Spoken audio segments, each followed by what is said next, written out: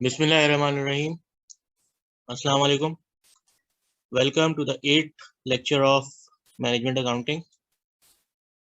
Last lecture में हमने break even analysis with product mix देखा था और हमने ये देखा था कि किस तरह से CVP analysis impact of volume को डिटरमिन करने के लिए यूज होता है कि वॉल्यूम में चेंजेस आने की वजह से प्रॉफिट किस तरह से इम्पैक्ट हो सकता है, उसको देखा था। और उसके बाद हमने एक एग्जांपल देखी थी ब्रेक इवन एनालिसिस की ही। अगर हमें एब्स्ट्रैक्ट ऑफ फाइनेंशियल स्टेटमेंट दिया हुआ हो, प्रॉफिट एंड लॉस का एब्स्ट्रैक्ट दिया हुआ हो और कुछ एडिशनल डिटेल दी हुई हो और विद टैक्स और डिविडेंड, टैक्स का हमें दिया हुआ हो, टैक्स स्कीम और टैक्स रेट दिया हुआ हो और डिविडेंड रेट दिया हुआ हो, और उस केस में break even analysis, break even sales और ब्रेक इवन रेवेन्यू कंप्यूट करके हमने देखा था कि अगर कंपनी टैक्स और डिविडेंड पे कर रही है तो उस केस में ब्रेक इवन सेल्स क्या होगी।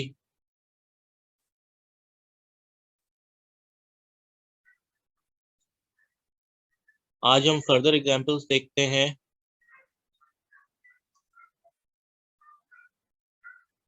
प्रोडक्ट मिक्स की।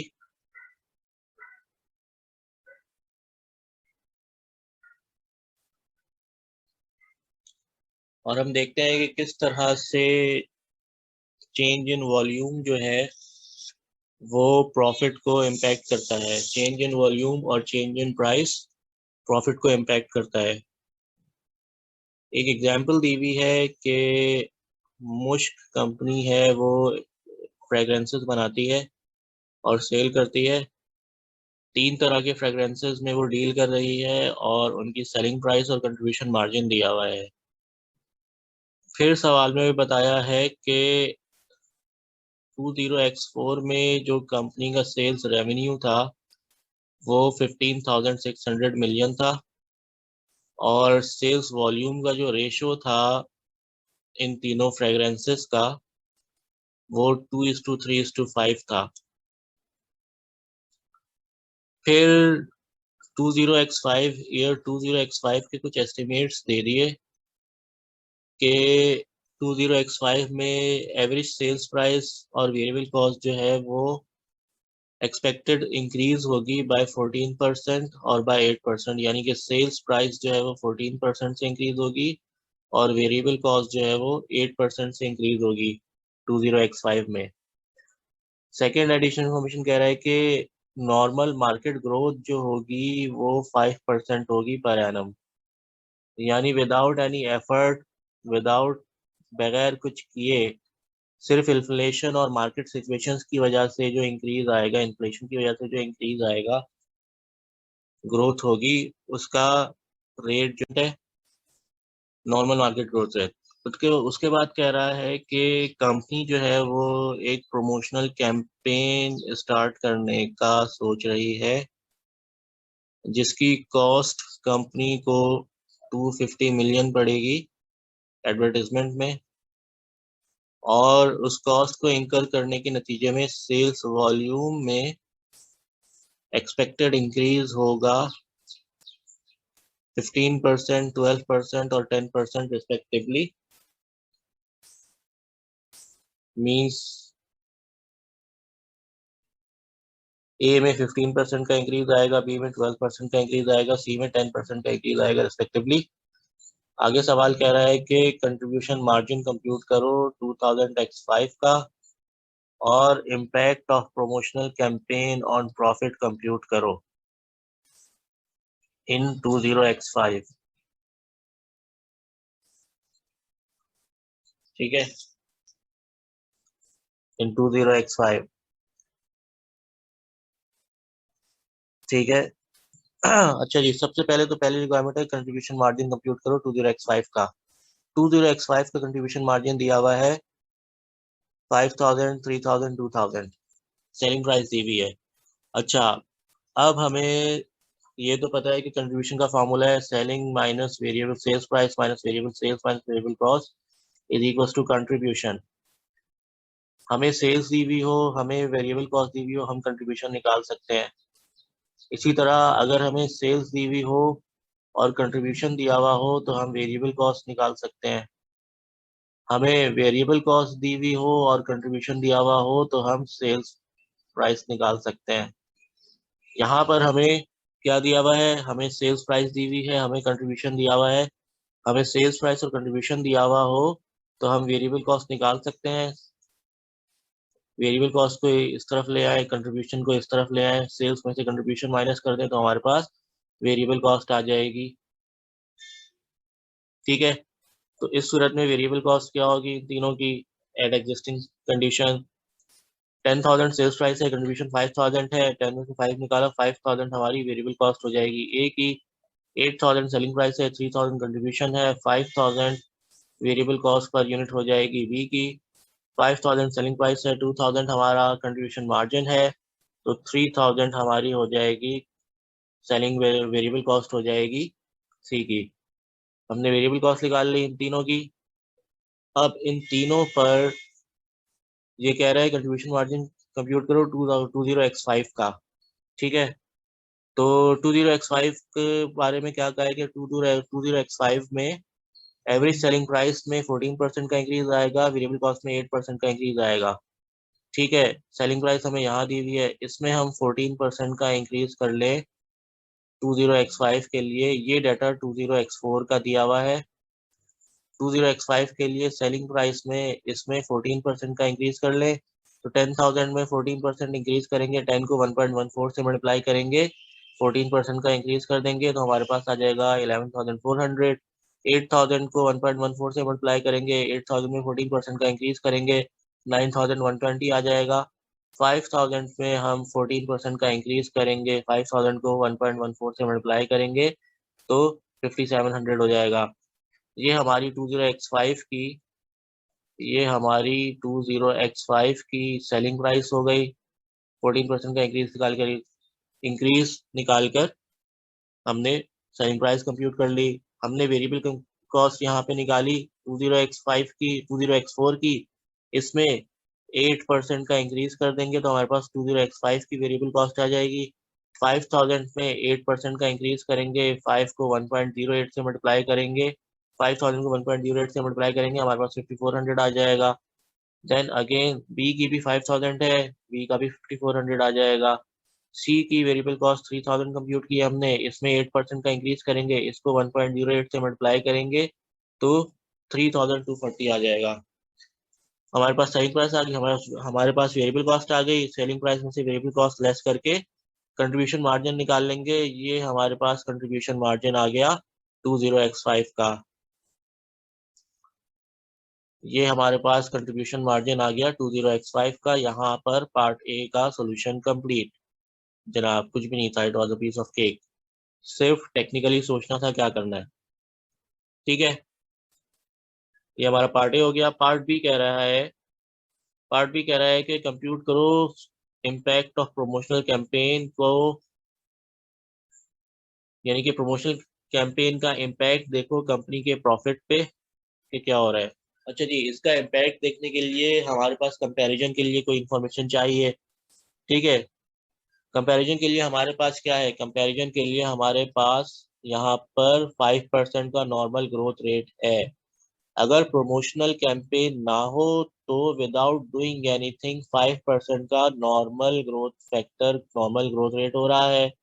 तो एक केस हम नॉर्मल ग्रोथ रेट का बना लेंगे और एक केस हम बना लेंगे कि 250 की प्रमोशनल कैंपेन पे एडवर्टाइजमेंट एक्सपेंस करने के बाद 15%, 12% और 10% वॉल्यूम इंक्रीज हो रहा है रिस्पेक्टिव प्रोडक्ट्स में, यानी कि एबीसी में।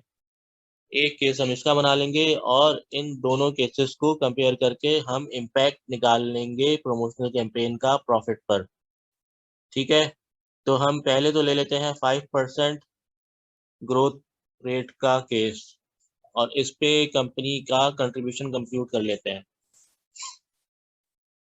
ठीक है, 20x5 का कंट्रीब्यूशन मार्जिन हमारे पास ऑलरेडी आ चुका है। ठीक है, अच्छा जी, अब हमें सेल्स वॉल्यूम चाहिए, क्योंकि ये जो 5% ग्रोथ आ रही है ये आ रही है ओवरऑल सेल्स में, यानी कि ये इंक्लूसिव है volume as well as price. ठीक है, यहाँ पर हमारे पास जो दिया हुआ है वो दिया हुआ है क्यूमुलेटिव प्रोडक्ट मिक्स की सेल्स दी हुई है हमारे पास, यानी कि हमारे पास ओवरऑल सेल्स दी हुई है, इसमें इंडिविजुअल प्रोडक्ट की बाइफर्केशन फिलहाल नहीं हुई हुई। तो हमें पहले तो इस 15,600 को इनके रिस्पेक्टिव ए बी सी में एलोकेट करना है। तो उसके लिए हम सबसे पहले जो है वो मिक्स का कंट्रीब्यूशन मार्जिन लेंगे, प्रोडक्ट मिक्स की सेलिंग प्राइस लेंगे, और देन उस सेलिंग प्राइस के रेशो में इस वॉल्यूम को जो है इस सेल्स को एलोकेट कर देंगे। प्रोडक्ट मिक्स के लिए हमारे पास वॉल्यूम का रेशो है, प्रोडक्ट मिक्स के रिस्पेक्ट से हम सेलिंग प्राइस निकालेंगे मिक्स की, सेलिंग प्राइस ऑफ मिक्स निकालेंगे, और फिर उस मिक्स के रेशो में 15,600 को एलोकेट कर देंगे। तो हमारे पास रिस्पेक्टिव प्रोडक्ट्स की सेल्स आ जाएगी 20x4 की। देन हम सेलिंग रिस्पेक्टिव प्रोडक्ट की सेलिंग प्राइस से सेल्स को डिवाइड करके उनके रिस्पेक्टिव यूनिट्स निकाल लेंगे, और हमारे पास एक दफ़ा यूनिट्स आ गए तो उन यूनिट्स को हम उन यूनिट्स पे 5% का ग्रोथ फैक्टर अप्लाई करेंगे, और फिर हम कंट्रीब्यूशन मार्जिन ऑफ 20x5 से मल्टीप्लाई कर लेंगे, यानी कि हमारे पास 20x4 के यूनिट्स आ गए। 20x5 के यूनिट्स पे जाने के लिए हमने उन पे 5% का ग्रोथ रेट अप्लाई किया, तो 20x5 के यूनिट्स आ जाएंगे, और 20x5 की कंट्रीब्यूशन मार्जिन हम ऑलरेडी कंप्यूट कर चुके हैं। तो 20x5 के यूनिट्स को 20x5 के कंट्रीब्यूशन मार्जिन से मल्टीप्लाई करके 20x5 का टोटल कंट्रीब्यूशन निकाल लेंगे। मैं इसको दोबारा रिपीट करता हूँ। हमारे पास 20x4 की टोटल सेल्स दी हुई है, लेकिन इस सेल्स में respective products A B C की एलोकेशन नहीं हुई हुई। तो सबसे पहले तो हमारा काम ये है कि हम किसी तरह इस 15,600 को ए बी सी में एलोकेट करें, और उस एलोकेशन की बेसिस के लिए हमारे पास मिक्स का रेशो दिया हुआ है, मिक्स का रेशो दिया हुआ है। और क्योंकि ये सेल्स है तो हमारे पास एलोकेशन फैक्टर या एलोकेशन की बेसिस जो होगी वो सेलिंग प्राइस होगी। ठीक है, तो हम प्रोडक्ट मिक्स की सेलिंग प्राइस निकाल लेंगे। सबसे पहले प्रोडक्ट मिक्स की सेलिंग प्राइस निकाल लेंगे, और फिर उस मिक्स के रेशो में हम 15,600 को एलोकेट कर देंगे। इसको देखते हैं, देख के समझ में आएगा। हमारे पास वॉल्यूम का रेशो दिया हुआ है, प्रोडक्ट मिक्स के वॉल्यूम का रेशो दिया हुआ है 2:3:5। तो हमने ए बी सी के वॉल्यूम के रेशो को प्लॉट कर दिया पहले तो। देन इनकी सेलिंग प्राइस ले ली, इनकी सेलिंग प्राइस है 10,000, 8,000, 5,000 20x4 की, क्योंकि डाटा भी 20x4 का दिया हुआ है, तो अभी हम बेस 20x4 पे लेते हुए चल रहे हैं। आगे जाके हम 5% का ग्रोथ फैक्टर अप्लाई करके 20x5 की निकालेंगे। ठीक है, तो हमारे पास मिक्स की सेलिंग प्राइस आ गई, ए की 20,000 है, 10 × 2 20,000, बी की है 8 × 3 24,000, और सी की है 5,000 × 5 25,000। हमारे पास प्रोडक्ट मिक्स की सेलिंग प्राइस है 69,000। ठीक है, प्रोडक्ट मिक्स की सेलिंग प्राइस आ गई हमारे पास, और इंडिविजुअल प्रोडक्ट मिक्स के सेल्स भी आ गए हमारे पास for single set of product, यानी कि एक सेट है जिसमें 2 यूनिट ए के होते हैं, 3 यूनिट बी का होता है, 5 यूनिट सी का होता है, तो उस सेट की सेलिंग प्राइस 69,500 है। हमारे पास एक बेसिक यूनिट ऑफ मिक्स की सेलिंग प्राइस आ गई, तो हम उसके रेशो में ही 15,600 को एलोकेट कर देंगे। एक बेसिक यूनिट की आ गई, तो हम टोटल सेल्स को उस यूनिट के रेशो में ही एलोकेट कर सकते हैं। वरना हमारे पास एक और तरीका भी है। हमारे पास एक यूनिट ऑफ मिक्स की सेलिंग प्राइस आ गई, हमारे पास टोटल सेल्स अवेलेबल है, टोटल सेल्स को पर यूनिट मिक्स की सेलिंग प्राइस से डिवाइड कर दें, तो हमारे पास एक सेट हमारे पास नंबर ऑफ यूनिट्स आ जाएंगे, यानी कि नंबर ऑफ सेट्स आ जाएंगे, जितने सेट्स हमें 15,600 यानी कि 15.6 मिलियन का रेवेन्यू अर्न करने के लिए सेल करने हैं।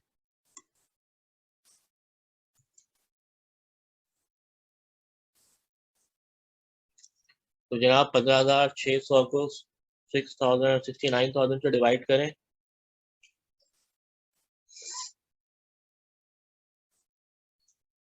तो जनाब हमारे पास 0.22608 आ रहा है। तो मैं यहाँ पे ले लेता हूँ 0.2261 ले लेता हूँ मैं, इतने नंबर ऑफ सेट्स।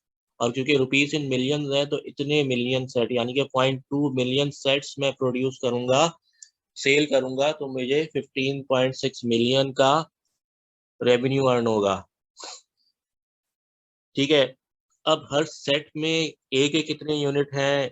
एक सेट में ए के 2 यूनिट हैं, तो 0.22 को 2 से मल्टीप्लाई कर ले तो हमारे पास ए के नंबर ऑफ यूनिट्स आ जाएंगे। 0.226 को मल्टीप्लाई कर दें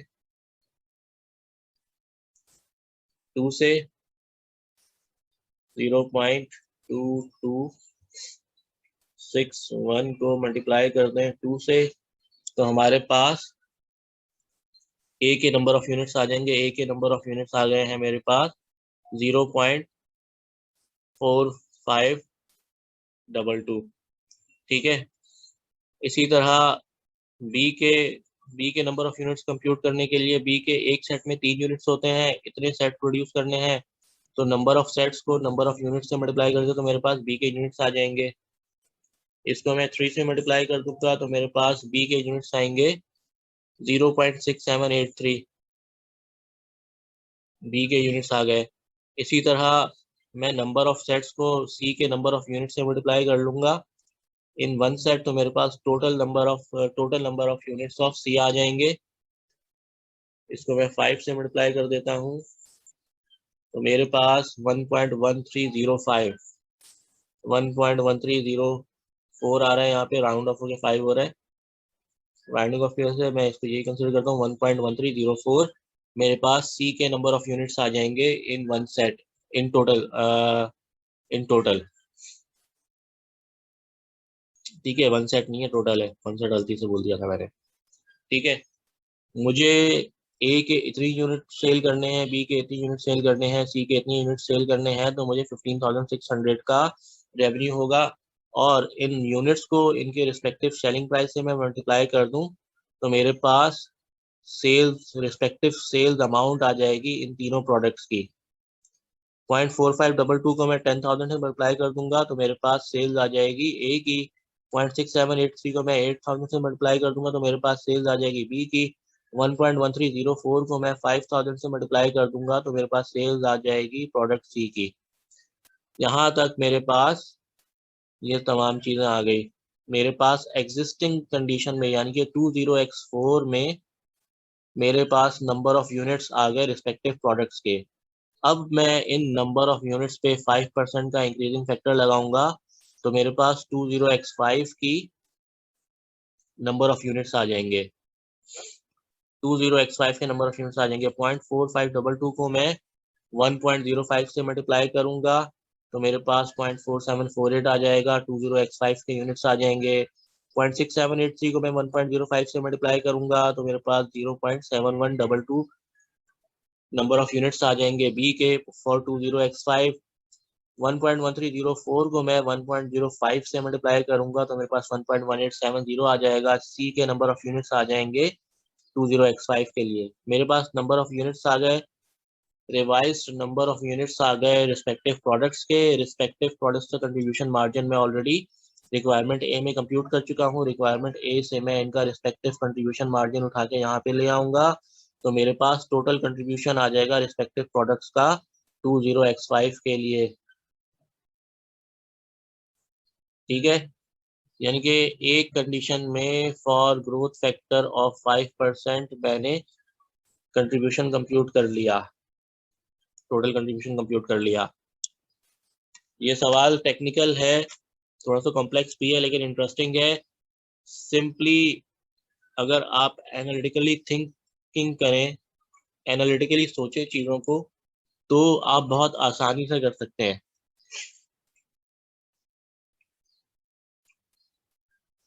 ठीक है। अच्छा, मेरे पास 5% ग्रोथ फैक्टर के लिए कंट्रीब्यूशन मार्जिन आ गया। अगर 5% ग्रोथ हो रही है तो उस सूरत में कंट्रीब्यूशन क्या होगा? उस सूरत में कंट्रीब्यूशन होगा 8.4 मिलियन का। अब मैं प्रमोशनल कैंपेन का केस को एनालाइज कर लेता हूँ। प्रमोशनल कैंपेन अगर मैं करता हूँ तो उस केस में कंट्रीब्यूशन क्या होगा? अच्छा जी, सेलिंग यूनिट्स में ऑलरेडी कंप्यूट कर चुका हूँ यहाँ पर रिक्वायरमेंट ए में, सॉरी 5% ग्रोथ वाले फैक्टर में। तो मैं दोबारा से ओवरऑल कैलकुलेशन नहीं करूंगा, बल्कि ये सेम सेलिंग यूनिट्स उठा के मैं सेकेंड पार्ट की कंप्यूटेशन के लिए ले आऊंगा। जो मैंने 5% नॉर्मल ग्रोथ की कंप्यूटेशन के लिए सेलिंग यूनिट्स निकाले थे, वो सेलिंग यूनिट्स उठा के मैं यहाँ ले आया। देन अच्छा, ये 5% ग्रोथ अप्लाई करने से पहले के हैं, ये 20x4 के हैं। अब तो मैं 5% नहीं अप्लाई करूंगा ना, मैं कैंपेन वाला केस स्टडी कर रहा हूँ। तो रिक्वायरमेंट, पिछली रिक्वायरमेंट में जो 20x4 के मैंने यूनिट्स कंप्यूट किए थे, वो यूनिट्स यहाँ से उठा के मैं यहाँ पर ले आया हूँ। अच्छा, पहले केस में 5% नॉर्मल ग्रोथ फैक्टर अप्लाई किया था। अब मुझे प्रमोशनल कैंपेन के केस में जो वॉल्यूम इंक्रीज हो रहा है वो अप्लाई करना है। प्रमोशनल कैंपेन के केस में वॉल्यूम क्या इंक्रीज हो रहा है? प्रमोशनल कैंपेन के केस में 15%, 12% और 10% वॉल्यूम इंक्रीज हो रहा है रिस्पेक्टिवली ए, बी और सी का। तो मैं वो वॉल्यूम फैक्टर यहाँ पे ले लूंगा, इंक्रीजिंग फैक्टर। 15% ए इंक्रीज हो रहा है, 12% बी इंक्रीज होगा और 10% सी इंक्रीज होगा प्रमोशनल कैंपेन के केस में। देन इस पे 15% का इंक्रीज अप्लाई करके मैं रिवाइज यूनिट निकाल लूंगा, यानी कि इसको मैं 1.15 से मल्टीप्लाई कर लूंगा। 0.4522 को 1.15 से मल्टीप्लाई करूंगा तो मेरे पास 0.5200 आ जाएगा ए का। 0.6783 को 1.12 से मल्टीप्लाई करूंगा तो मेरे पास 0.7597 आ जाएगा। 1.1304 को मैं 1.1 से मल्टीप्लाई करूंगा तो मेरे पास 1.2435 आ जाएगा। रिवाइज्ड यूनिट्स आ जाएंगे मेरे पास 20x5 के लिए। रिवाइज यूनिट्स आ जाएंगे मेरे पास 20x5 के लिए। अब जो मैंने रिक्वायरमेंट ए में कंट्रीब्यूशन कंप्यूट की थी, कंट्रीब्यूशन वो यहाँ पे मैं ले आऊंगा कंट्रीब्यूशन मार्जिन, और रिवाइज यूनिट्स को कंट्रीब्यूशन मार्जिन से मल्टीप्लाई करके मैं टोटल कंट्रीब्यूशन निकाल लूंगा प्रोडक्ट वाइज और टोटल। अच्छा जी, इस टोटल कंट्रीब्यूशन में से मैं फिर फर्दर लेस करूंगा जो मैंने प्रमोशनल कैंपेन के एक्सपेंसेस इंकर किए।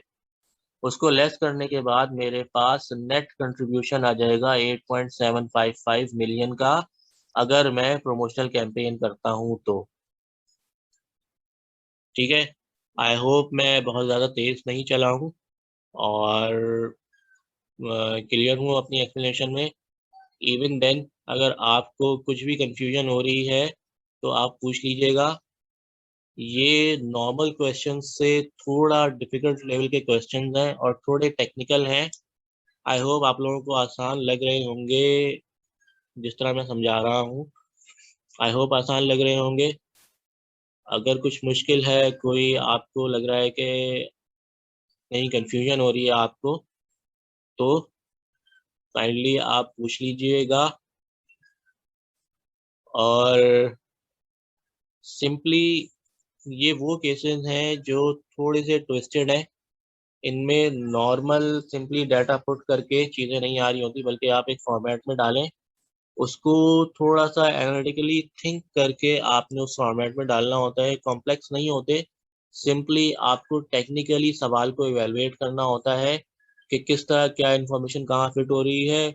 सवाल ऑटोमेटिकली सॉल्व होता है, बिलीव मी, सवाल ऑटोमेटिकली सॉल्व होता है। अगर आप राइट डायरेक्शन में थिंकिंग कर रहे हैं, आप राइट डायरेक्शन में सोच रहे हैं, तो सवाल ऑटोमेटिकली सॉल्व होता है। आपने सिर्फ डेटा को प्रोसेस करके रिस्पेक्टिव प्लेस में प्लेस करना है। सिंपली आपने ये करना है, सवाल ऑटोमेटिकली सॉल्व होता है। ठीक है। आपने दोनों केसेस में कंट्रीब्यूशन कंप्यूट कर लिए। अब आप यहाँ पे कंपैरिजन कर लेंगे कि जी प्रमोशनल कैंपेन के केस में आपका नेट कंट्रीब्यूशन इतना था, 5% ग्रोथ फैक्टर वाले केस में आपका नेट कंट्रीब्यूशन 8418 था। आपने इन दोनों का डिफरेंस निकाल लिया 337 यानी कि 0.337 मिलियन। आपने ये कंक्लूड किया कि आप अगर प्रमोशनल कैंपेन की तरफ जाते हैं और 250 मिलियन का आप एडिशनल एडवर्टाइजमेंट एक्सपेंस करते हैं तो आप नॉर्मल प्रॉफिट से 0.337 मिलियन का ज़्यादा प्रॉफिट अर्न कर सकते हैं।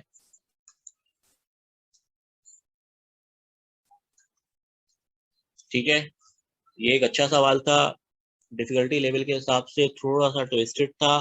और अब तक जितने भी सवाल किए हैं, लास्ट 3 क्वेश्चंस आप ले लें तो वो एग्जामिनेशन पॉइंट ऑफ व्यू के हिसाब से थोड़े से डिफिकल्ट सवाल थे, लेकिन अच्छे सवाल थे। ये ऐसे सवाल हैं कि अगर आप इनको अंडरस्टैंड कर लें तो नॉर्मल क्वेश्चंस करना आपके लिए पीनट्स होंगे, आपके लिए बहुत आसान होंगे। और एग्जामिनेशन में, इफ्फा के एग्जामिनेशन में बहुत ज़्यादा ट्विस्टेड सवाल नहीं आते। इफ्फा के एग्जाम के पॉइंट ऑफ व्यू से ये एग्जाम के लेवल से भी ऊपर की चीज़ है। तो अगर आप ये कर लेते हैं तो फिर आपके लिए एग्जाम क्वेश्चंस करना कोई मुश्किल नहीं होगी। ऑल्दो टाइम बहुत कम रह गया है, लेकिन मैं पास पेपर एनालिसिस कर रहा हूँ और मेरी कोशिश होगी कि रीजनेबल टाइम, एग्जाम से पहले रीजनेबल टाइम पहले मैं आपको वो एग्जाम पास पेपर के एनालिसिस भी दे पाऊँ, ताकि आपके पास रीजनेबल टाइम हो उसको इफेक्टिवली देखने का। ऑल्दो टाइम ऑलरेडी अच्छा खासा हो चुका है और एग्जाम डेट्स भी अभी तक क्लियर नहीं है। हालांकि फर्स्ट मंडे जो है वो 3 मई को है आई थिंक, और अभी तक कोई डेट शीट अनाउंस नहीं हुई है, किसी किस्म की अनाउंसमेंट नहीं है हुई है पिफा की तरफ से। तो बहरहाल आप अपनी तैयारी उसी हिसाब से करें और आई होप कि अगर आपको थोड़ा सा टाइम मिलता है, कोविड की वजह से, कोविड के जो हालात चल रहे हैं, सिचुएशंस काफ़ी मर्की हुई हुई है, वेग सिचुएशन है, कोई चीज़ क्लियर नहीं है कि क्या होगा। तो बहरहाल आप तैयारी अपनी 3 मई के हिसाब से ही रखें और 3 मई को ही टारगेट बनाते हुए चलें। और अगर आपको एडिशनल टाइम मिल जाता है तो वो बोनस होगा आपके लिए भी, और मैं भी कोशिश करूंगा कि उसको अच्छे तरीके से कैपिटलाइज करके आपको जो है फर्दर प्रैक्टिस करवा सकूं। ऑल्दो मेरे एंड पे भी कुछ डिले आ रहा है जो कि मैं एडमिट करता हूँ, कुछ पर्सनल मसरूफियात हैं और कुछ रूटीन ऐसा है कि थोड़ा सा ऑर्गेनाइज होने में प्रॉब्लम है। बहरहाल मेरी पूरी कोशिश है कि मैं आपको एग्ज़ाम से पहले एक अच्छी ग्रिप दे पाऊँ। अच्छा जी, अब हम आगे आ जाते हैं concept of break even chart और मार्जिन ऑफ सेफ्टी। ठीक है जी, डिसीजन मेकिंग में ब्रेक इवन तो हम शुरू से बचपन से पढ़ रहे हैं अब तक। एक कॉन्सेप्ट मार्जिन ऑफ सेफ्टी का भी होता है इसमें। हाँ, इसको देखते हैं। ब्रेक इवन चार्ट बेसिकली एक ग्राफिकल रिप्रेजेंटेशन होती है टोटल कॉस्ट और टोटल रेवेन्यू की। टोटल कॉस्ट में फिक्स कॉस्ट और वेरिएबल कॉस्ट दोनों शामिल होती है। एक ग्राफिकल रिप्रेजेंटेशन होती है टोटल कॉस्ट और टोटल रेवेन्यू की for all level of outputs, यानी कि जितने लेवल ऑफ आउटपुट हैं उन तमाम लेवल्स ऑफ आउटपुट पे टोटल कॉस्ट और टोटल रेवेन्यू को प्लॉट करते हुए हम जाते हैं और एक लीनियर लाइन बन जाती है हमारे पास। एक लाइन कॉस्ट की बन जाती है और एक लाइन हमारे पास रेवेन्यू की बन जाती है। ठीक है, bear my writing, touch pad पे मेरी राइटिंग इतनी अच्छी नहीं हो पा रही, प्रिसिशन इतनी नहीं है। बहरहाल आई होप आपके लिए अंडरस्टैंडेबल होगा ये। ठीक है, तो इस तरह से कोई चार्ट बनता है और कोई पॉइंट एक ऐसा होता है जहां पर टोटल कॉस्ट और टोटल रेवेन्यू इंटरसेक्ट हो जाते हैं। मैं इसको दोबारा से थोड़ा सा ड्रॉ कर लेता हूँ, कोशिश करता हूँ कि कुछ बेहतर बन जाए। हमारी fix cost for example fix cost तो all level of activity same रहती है। तो अगर हम फिक्स कॉस्ट को प्लॉट करेंगे ग्राफ पर, अगर हम फिक्स कॉस्ट को ग्राफ पर प्लॉट करेंगे तो वो एक स्ट्रेट हॉरिजॉन्टल लाइन बनेगी। क्योंकि हर लेवल ऑफ एक्टिविटी के लिए अगर लेवल ऑफ एक्टिविटी इस तरह से बढ़ रहा है और इस तरह से रेवेन्यू और कॉस्ट बढ़ रहा है, यानी कि वाई एक्सिस पे रेवेन्यू है और एक्स एक्सिस पे यूनिट्स हैं, इस तरह से बढ़ रहा है, तो fix cost with respect to irrespective of level of activity same रहती है। तो तमाम लेवल ऑफ एक्टिविटी पे फिक्स कॉस्ट सेम रहेगी। उसके बाद वेरिएबल कॉस्ट पर यूनिट तो सेम रहता है, लेकिन लेवल ऑफ एक्टिविटी के साथ साथ बढ़ता रहता है। तो एक कांस्टेंट रेशियो में बढ़ता है, और वो कांस्टेंट रेशियो होता है प्राइस पर यूनिट या वेरिएबल कॉस्ट पर यूनिट। ठीक है। तो एक ऐसी लीनियर इक्वेशन जो कांस्टेंट रेशियो में बढ़ रही हो या जिसका स्लोप कांस्टेंट हो, वो एक स्ट्रेट लाइन होती है। वो एक स्ट्रेट लाइन होती है। ठीक है। तो इसी तरह वेरिएबल कॉस्ट को जब हम प्लॉट करेंगे तो वेरिएबल कॉस्ट एक स्ट्रेट लाइन बनेगी। ठीक है। ये हो जाएगी वेरिएबल कॉस्ट। ये हमने फिक्स कॉस्ट को प्लॉट किया, ये वेरिएबल कॉस्ट को प्लॉट किया। और जब हम टोटल कॉस्ट को प्लॉट करने जाएंगे तो जितना गैप इसमें है उतना ही गैप यहाँ होगा, और total cost parallel two variable cost straight रहेगी। हर लेवल पे ये जो गैप है ये कांस्टेंट रहेगा, और ये गैप हमारी फिक्स्ड कॉस्ट को शो कर रहा होगा। ठीक है। इसके बाद रेवेन्यू है। Revenue with respect to level of activity या विद रिस्पेक्ट टू सेल्स बढ़ता रहता है। तो हम रेवेन्यू को प्लॉट कर लेंगे। रेवेन्यू को प्लॉट कर लेंगे, और एक ऐसा पॉइंट आएगा जहां पर टोटल रेवेन्यू टोटल कॉस्ट को इंटरसेक्ट कर रहा होगा। ये जो पॉइंट है ना, ये पॉइंट कहलाता है ब्रेक इवन पॉइंट। ये पॉइंट कहलाता है ब्रेक इवन पॉइंट। और इसके बिलो जो रीजन है, उस रीजन में कोई भी कंपनी जो है वो लॉस इंकर कर रही होती है। ये जो रीजन है ये लॉस है, और इसके बाद जो रीजन है ये, इसमें कंपनी प्रॉफिट में आ जाती है। ठीक है। अगर हमारा बजटेड लेवल ऑफ एक्टिविटी कहीं यहाँ पर हो, इस लेवल पे हो, और हमारा ब्रेक इवन पॉइंट ये है, तो ये जो लेवल ऑफ एक्टिविटी का गैप है, ये जो गैप है ये मार्जिन ऑफ सेफ्टी कहलाता है। यानी इस रीजन में रहते हुए कंपनी अपनी सेल्स रिड्यूस कर सकती है without incurring any kind of loss. यानी अगर कंपनी इस लेवल ऑफ प्रोडक्शन से इस लेवल ऑफ सेल्स से इस लेवल ऑफ सेल्स तक आती है, तो यहाँ से यहाँ तक अपनी सेल्स को रिड्यूस करने पर कंपनी के रेवेन्यू तो कम होंगे, लेकिन कंपनी किसी किस्म का लॉस इंकर नहीं करेगी। इसलिए ये सेफ्टी जोन है इसका। और कॉस्टिंग की लैंग्वेज में इस रीजन को मार्जिन ऑफ सेफ्टी कहते हैं। ठीक है। यही बात यहाँ कही गई है कि ब्रेक इवन चार्ट जो है वो ग्राफिकल प्रेजेंटेशन है टोटल कॉस्ट और टोटल रेवेन्यू की। टोटल कॉस्ट में फिक्स कॉस्ट और वेरिएबल कॉस्ट दोनों शामिल होता है। एक ऐसा लेवल ऑफ आउटपुट जिसपे टोटल कॉस्ट और टोटल रेवेन्यू इंटरसेक्ट कर जाए, एक ऐसा लेवल ऑफ एक्टिविटी जहां पर टोटल कॉस्ट और टोटल सेल्स इंटरसेक्ट कर जाए, वो level of activity break even point कहलाता है। और एक ऐसा level of activity, the level of output above break even point, जो कि ब्रेक इवन पॉइंट से ऊपर है, यानी ये वाला रीजन ब्रेक इवन पॉइंट के बाद वाला रीजन।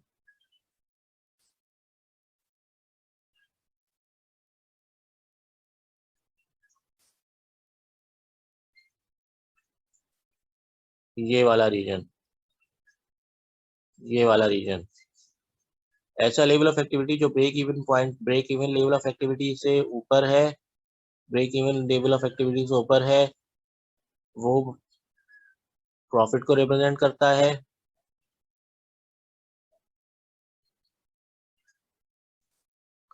वो प्रॉफिट को रिप्रेजेंट करता है, और एक ऐसा लेवल ऑफ एक्टिविटी जो ब्रेक इवन पॉइंट से नीचे है, ब्रेक इवन पॉइंट से नीचे है, वो लेवल ऑफ एक्टिविटी लॉस को रिप्रेजेंट करता है, वो लॉस रीजन होता है हमारा। Below break even point loss को रिप्रेजेंट करता है। ठीक है,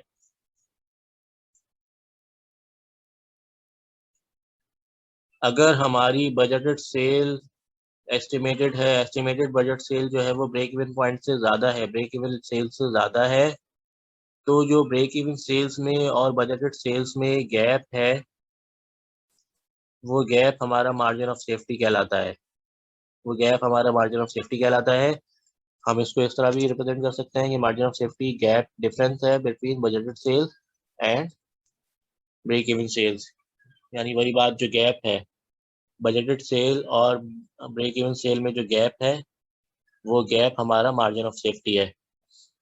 और ये ज़्यादातर जो है as a percentage of budgeted sales volume represent किया जाता है, ज़्यादातर इसको एक्सप्रेस किया जाता है as percentage of budgeted sales volume. तो उस सूरत में मार्जिन ऑफ सेफ्टी बराबर होता है, मार्जिन ऑफ सेफ्टी जो यहाँ पर हमने कंप्यूट किया वो divided by budgeted sales multiply by 100, तो हमारे पास परसेंटेज में आंसर आ जाएगा, हमारे पास margin of safety as a percentage of budgeted sales आ जाएगा। अब मार्जिन ऑफ सेफ्टी को बजटेड सेल्स से डिवाइड करके मार्जिन ऑफ सेफ्टी परसेंटेज निकाल सकते हैं, एज हम एक्सप्रेस कर सकते हैं मार्जिन ऑफ सेफ्टी को as a percentage of budgeted sales, और इसको हम मार्जिन ऑफ सेफ्टी रेशो भी कहते हैं। ठीक है, अब इसको एग्जाम्पल से समझ लेते हैं, ब्रेक इवन चार्ट को भी और मार्जिन ऑफ सेफ्टी को भी। जनाब हमारे पास डाटा दिया हुआ है, डाटा में सेल्स यूनिट दिए हुए हैं, एक प्रोडक्ट के 3 साल का एस्टिमेट दिया हुआ है, पहले साल में 12,000 यूनिट सेल होंगे, दूसरे साल में 15,000, तीसरे साल में 18,000। पहले साल में कंपनी 30,000 का लॉस इंकर करेगी, दूसरे साल में 1.5 लाख का प्रॉफिट, तीसरे साल में 3,30,000 का प्रॉफिट। सवाल कह रहे हैं, फिर सवाल ने कहा है कि सेलिंग प्राइस जो है वो है 150 per unit, break even chart बनाओ अब इंफॉर्मेशन से और graphically break even point identify करो, और अगर हमारी बजटेड सेल्स 15,000 यूनिट्स हैं तो उस सूरत में मार्जिन ऑफ सेफ्टी क्या होगा वो कंप्यूट करो। ठीक है, तो हम सबसे पहले तो आ जाते हैं ब्रेक इवन पे, ब्रेक इवन चार्ट पे। अच्छा जी, ब्रेक इवन चार्ट के लिए हमें क्या करना है? हमें कॉस्ट निकालनी है। ब्रेक इवन क्या होती है? ब्रेक इवन टोटल कॉस्ट और टोटल रेवेन्यू को ग्राफ पे प्रेजेंट करता है, ग्राफ पे प्लॉट करता है, और इसको ग्राफ पे प्लॉट करने के बाद पॉइंट ऑफ इंटरसेक्शन देखता है कि कहाँ पर टोटल कॉस्ट और टोटल रेवेन्यू इंटरसेक्ट हो रही है, वो इंटरसेक्शन पॉइंट जो है वो ब्रेक इवन पॉइंट कहलाता है। तो क्या हमारे पास टोटल कॉस्ट अवेलेबल है यहाँ पर? नहीं। क्या टोटल रेवेन्यू अवेलेबल है? टोटल रेवेन्यू हम निकाल सकते हैं। हमें सेलिंग यूनिट दिए हुए हैं और सेलिंग प्राइस दिए हुए हैं, तो सेलिंग यूनिट्स को हम सेलिंग प्राइस से मल्टीप्लाई करेंगे, हमारे पास सेल्स अमाउंट आ जाएगी। ठीक है, सेलिंग यूनिट्स को हम, हर यूनिट को हम 150 से मल्टीप्लाई कर देंगे, हर यूनिट को हम 150 से मल्टीप्लाई कर देंगे 150 की सेलिंग प्राइस से, तो हमारे पास सेल्स अमाउंट आ जाएगी जो हमारे पास यहाँ पर आ रही है। ठीक है, सेल अमाउंट हमने निकाल ली, टोटल रेवेन्यू निकाल लिया। क्या टोटल कॉस्ट हमारे पास अवेलेबल है? नहीं, टोटल कॉस्ट भी अवेलेबल नहीं है, टोटल कॉस्ट भी निकालनी है। टोटल कॉस्ट को ही तो हम ग्राफ में प्लॉट करेंगे। ठीक है, टोटल कॉस्ट कैसे निकाले? हमारे पास सेल्स वॉल्यूम, सेल्स अमाउंट आ गई, हमें ये पता है कि प्रॉफिट और लॉस क्या है रिस्पेक्टिव ईयर्स का, तो सेल अमाउंट में से अगर हम प्रॉफिट और लॉस निकाल लें तो हमारे पास टोटल कॉस्ट आ जाएगी। यानी कि प्रॉफिट क्या होता है? प्रॉफिट बराबर होता है total sales minus total cost. Total sales हमारे पास मौजूद है, प्रॉफिट हमें दिया हुआ है, टोटल सेल्स हमने निकाल ली, यहाँ पर प्रॉफिट हमें दिया हुआ है, तो हम टोटल कॉस्ट निकाल सकते हैं। Total cost is equals to total sales minus profit. ठीक है, जिस केस में लॉस होगा, लॉस ऐड हो जाएगा, प्रॉफिट लेस हो जाएगा, लॉस ऐड हो जाएगा। ठीक है, आई होप ये आपको समझ में आ रहा है। तो हमारे पास टोटल कॉस्ट आ जाएगी। तो यहाँ पर यही किया हुआ है, यहाँ पर हमने प्रॉफिट यहाँ से उठा के हमने यहाँ पर डाल दिया। टोटल सेल्स में से टोटल सेल्स में लॉस को ऐड कर दिया, तो हमारे पास टोटल कॉस्ट आ गई। प्रॉफिट को लेस कर देंगे तो हमारे पास टोटल कॉस्ट आ जाएगी। हमारे पास टोटल कॉस्ट आ गई तीनों ईयर की। अच्छा जी, अब हम इसको बाइफरकेट कैसे करें टोटल कॉस्ट को फिक्स और वेरिएबल कॉस्ट में। हमने बजटिंग में पढ़ा था हाई लो मेथड।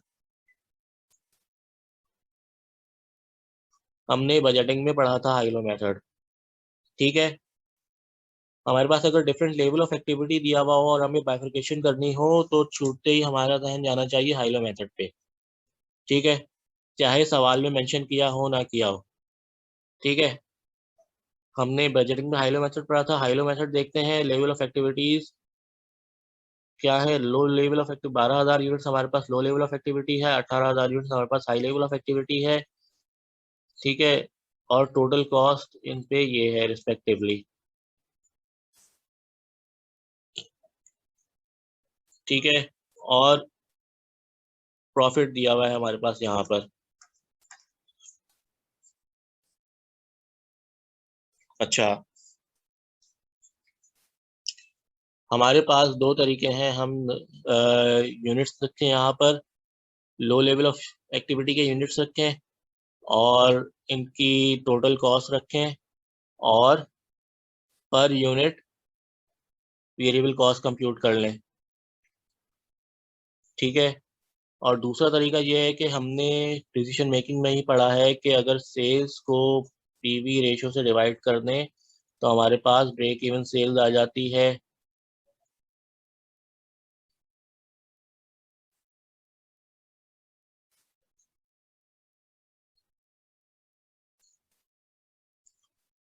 इसी तरह चेंज इन सेल्स को अगर हम चेंज इन प्रॉफिट से डिवाइड करेंगे तो हमारे पास पीवी रेशो आ जाएगा।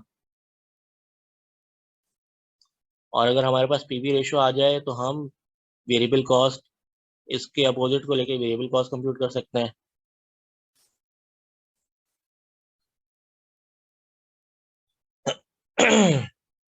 यानी अगर हमारे पास पीवी रेशो मौजूद हो तो हम 1 में से पीवी रेशो माइनस कर दे तो हमारे पास वेरिएबल कॉस्ट रेशो आ जाता है। वही, यानी कि contribution is equals to variable sales minus variable cost. Contribution हमारे पास पीवी है, कंट्रीब्यूशन मार्जिन रेशो हमारे पास पीवी रेशो भी कहलाता है अगर हम रेशो में बात करें। तो पीवी हमारे पास होगा sales minus variable cost ratio. Variable cost को इधर ले आए और सेल्स में से पीवी को माइनस कर दे तो हमारे पास वेरिएबल कॉस्ट रेशो आ जाएगा। आई होप समझ में आ रहा है आपको। थोड़ा सा कॉम्प्लेक्स है, लेकिन थोड़ा सा कंसंट्रेशन के साथ अगर आप करें तो ये बहुत आसान है। ठीक है, तो हमारे पास दो तरीके हैं। हम ये भी कर सकते हैं कि अच्छा, यहाँ पर ये सेल्स यूनिट नहीं है, ये सेल्स अमाउंट है, ये सेल्स अमाउंट है, रुपीस लिख रहा हूँ मैं यहाँ पर। हम इसको ऐसे भी कर सकते हैं, सेल्स यूनिट लें हम और हम लें टोटल कॉस्ट। सेल्स यूनिट 12,000 है। बजटिंग वाला कॉन्सेप्ट यहाँ पे अप्लाई कर रहा हूँ अभी मैं, जो हम पहले बचपन से पढ़ते आ रहे हैं बजटिंग में। टोटल कॉस्ट है 1830,000।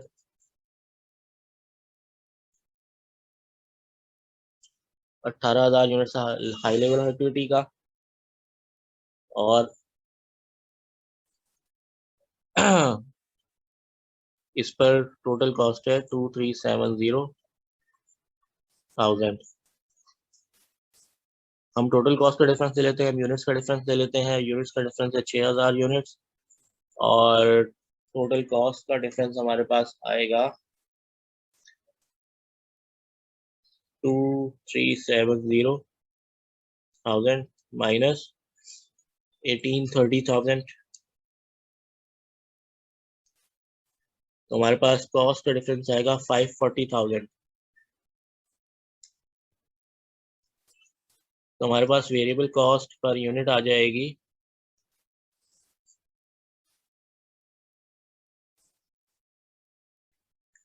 540,000 डिवाइडेड बाय 6,000।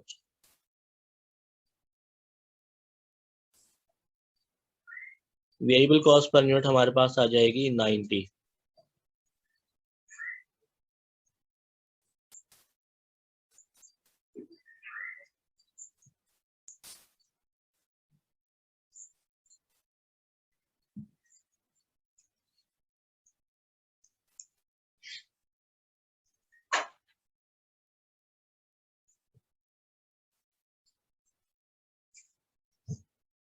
वेरिएबल कॉस्ट हमारे पास पर यूनिट आ जाएगी 90। अब हम 90 को नंबर ऑफ यूनिट से मल्टीप्लाई करके वेरिएबल कॉस्ट निकाल लेंगे सबकी, और फिर टोटल कॉस्ट में से वेरिएबल कॉस्ट माइनस करके हम फिक्स कॉस्ट निकाल लेंगे। हम देखते हैं हमारा यही आ रहा है नहीं आ रहा। 90 को 12,000 यूनिट से मल्टीप्लाई कर दें तो हमारे पास वेरिएबल कॉस्ट आ रही है 1080,000। ठीक है, 90 को 15,000 से मल्टीप्लाई कर दें तो हमारे पास आ रही है 1350,000। ठीक है, 90 को 18,000 से मल्टीप्लाई कर दें तो हमारे पास आ रही है 1620,000। Variable cost, total variable cost आ गई हमारे पास। टोटल कॉस्ट में से वेरिएबल कॉस्ट को माइनस कर दे तो हमारे पास फिक्स कॉस्ट आ जाएगी और लेवल ऑफ एक्टिविटी के लिए। ये तो है हमारा बजटिंग वाला मेथड जो हम बचपन से कर रहे थे। ठीक है, तो हमने पूरे डाटा को fix cost, variable cost, revenue में डिवाइड कर लिया। यहाँ पे जो चीज मैंने की हुई है, यहाँ पर थोड़ी सी टेक्निकल चीज है, इंटरेस्टिंग है, शॉर्टकट मेथड है। यहाँ पर हमने किया हुआ है, हमने सेल्स अमाउंट ली हुई है, सेल्स अमाउंट टू प्रॉफिट। हमने यहाँ पर पीवी रेशियो कंप्यूट किया हुआ है। हमने हाई लेवल ऑफ एक्टिविटी पे सेल्स अमाउंट ली, लो लेवल ऑफ एक्टिविटी पे सेल्स अमाउंट ली, हाई लेवल ऑफ एक्टिविटी पे प्रॉफिट का रेशियो लिया, प्रॉफिट की अमाउंट ली, लो लेवल ऑफ एक्टिविटी पे प्रॉफिट की अमाउंट या लॉस की अमाउंट ली। ठीक है, प्रॉफिट होता है तो लेस करते हैं डिफरेंस निकालने के लिए, लॉस होता है तो ऐड करते हैं डिफरेंस निकालने के लिए। तो यहाँ पर प्रॉफिट का डिफरेंस निकाल लिया, यहाँ पर सेल्स का डिफरेंस निकाल लिया, प्रॉफिट के डिफरेंस को सेल्स के डिफरेंस से डिवाइड करके हमने पीवी रेशियो निकाल लिया, जो डिस्कशन हमने यहाँ पे की थी। ठीक है, हमने पीवी का रेशियो निकाल लिया। अच्छा, PV ratio contribution margin ratio भी कहलाता है, और कंट्रीब्यूशन बराबर होता है सेल्स माइनस वेरिएबल कॉस्ट। हमें अगर कंट्रीब्यूशन मार्जिन दिया हुआ हो और हमें सेल्स दिया हुआ हो तो हम वेरिएबल निकाल सकते हैं। वेरिएबल को इधर ले आए, कंट्रीब्यूशन मार्जिन को इधर ले आए, हमारे पास वेरिएबल कॉस्ट रेशियो आ जाएगा। अगर हमारे पास कंट्रीब्यूशन मार्जिन रेशियो 40% आया है तो वेरिएबल कॉस्ट रेशियो, अगर सेल्स 100% है तो वेरिएबल कॉस्ट रेशियो हमारे पास आ जाएगा 0.6 या 60%। ठीक है, वेरिएबल कॉस्ट रेशियो निकाल लिया। इस वेरिएबल कॉस्ट रेशियो को हम सेलिंग प्राइस से मल्टीप्लाई कर लेंगे इन तीनों की, तो हमारे पास तीनों की वेरिएबल कॉस्ट आ जाएगी। ठीक है, ये मेथड भी टेक्निकल है, इंटरेस्टिंग है थोड़ा, शॉर्टकट मेथड है ये भी आसान है, ये भी आसान है, आपकी ऑप्शन पे है, आप दोनों मेथड से कर सकते हैं जो आपको आसान लगे। ये मेथड आई थिंक आपको थोड़ा कॉम्प्लेक्स लगेगा, लेकिन ये है इंटरेस्टिंग। ये हम बचपन से कर रहे हैं, ये बहुत इजी मेथड है, ये आप यही अप्लाई कर लें।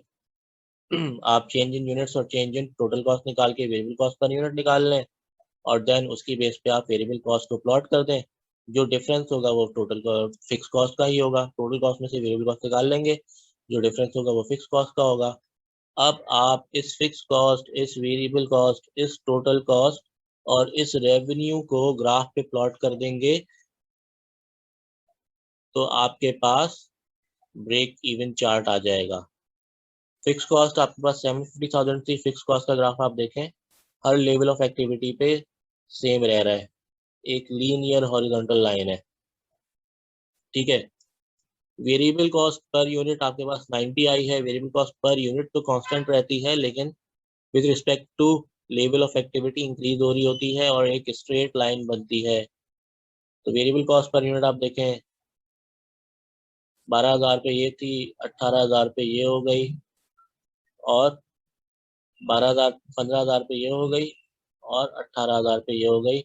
एक स्ट्रेट लाइन बनेगी और ये आपकी वेरिएबल कॉस्ट पर यूनिट का चार्ट बन गया। उसके बाद आप टोटल कॉस्ट का ग्राफ बनाएंगे तो total cost parallel two variable cost एक लाइन बन रही होगी। पैरेलल टू वेरिएबल कॉस्ट एक लाइन बन रही होगी और इसके दरमियान जो गैप होगा वो फिक्स कॉस्ट के बराबर रहेगा। इसके दरमियान जो गैप होगा वो फिक्स कॉस्ट के बराबर होगा।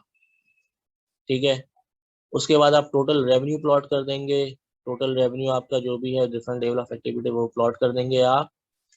और एक ऐसा पॉइंट होगा, ये बहुत क्लोज है, यहाँ पर कहीं पर है एक ऐसा पॉइंट जहाँ पर इंटरसेक्ट कर रही हो टोटल कॉस्ट और टोटल रेवेन्यू, वो आपका ब्रेक इवन पॉइंट होगा। ठीक है। ग्राफिकली इसको देखना, रीड करना काफी मुश्किल है। यूनिट्स तकरीबन 12,000 के बाद आ रहे हैं, कहीं पर यहाँ पर कहीं पे आ रहे हैं, और सेल्स अमाउंट यहाँ पर कहीं पे आ रही है, यानी कि 20 से पहले पहले है, 18 और 20 के दरमियान है। ठीक है। क्योंकि ग्राफिकली हमने यहाँ पे स्केलिंग इतनी नहीं की हुई, तो हम इसको ग्राफिकली रीड नहीं कर सकते। हम यहाँ पर ब्रेक इवन फार्मूला से ब्रेक इवन सेल्स निकाल लेते हैं। ब्रेक इवन फार्मूला क्या है, हमने पीवी रेशो कंप्यूट कर लिया है, फिक्स कॉस्ट हमने बाइफरकेट कर ली है।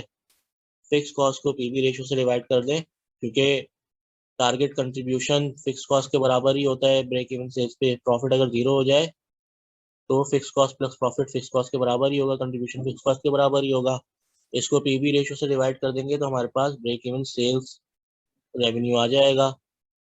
ये हमारा ब्रेक इवन पॉइंट होगा। ठीक है। अच्छा, अब सवाल कह रहा है कि अगर हम 15,000 यूनिट सेल्स करें, अगर हमारी एक्सपेक्टेड सेल 15,000 यूनिट है, तो मार्जिन ऑफ सेफ्टी क्या होगा। हमने ब्रेक इवन पे सेल्स निकाल ली, ग्राफ पे प्लॉट भी कर लिया और फॉर्मूले से कंप्यूट कर लिया। ब्रेक इवन पे सेल्स निकाल ली हमने। अगर 15,000 यूनिट सेल कर रहे हैं और 150 जो है हमारी सेलिंग प्राइस है, तो हमारी total sale 15,000 unit of sales पर इतनी होगी, टोटल अमाउंट इतनी होगी। ब्रेक इवन पे हमारी अमाउंट है 18,75,000। 22,50,000 हमारी 15,000 लेवल ऑफ सेल्स पर है, ब्रेक इवन पे ये है। इन दोनों का डिफरेंस निकाल लेंगे। 3,75,000 का मार्जिन ऑफ सेफ्टी है हमारे पास इन टर्म्स ऑफ अमाउंट। और अगर मार्जिन ऑफ सेफ्टी रेशियो देखें तो मार्जिन ऑफ सेफ्टी रेशियो बराबर होता है margin of safety divided by budgeted sales. Budgeted sales हमारे पास ये है, मार्जिन ऑफ सेफ्टी हमारे पास ये है, इसको हम डिवाइड कर देंगे तो हमारे पास आ जाएगा 16.67% of budgeted sale. 16.67% of budgeted sales. ठीक है जी। आज भी हमने थोड़े से कॉम्प्लेक्स सवाल किए हैं, थोड़े से हैवी हैं ये, दैट्स वाई आज के लेक्चर को यहीं पे कंक्लूड करते हैं।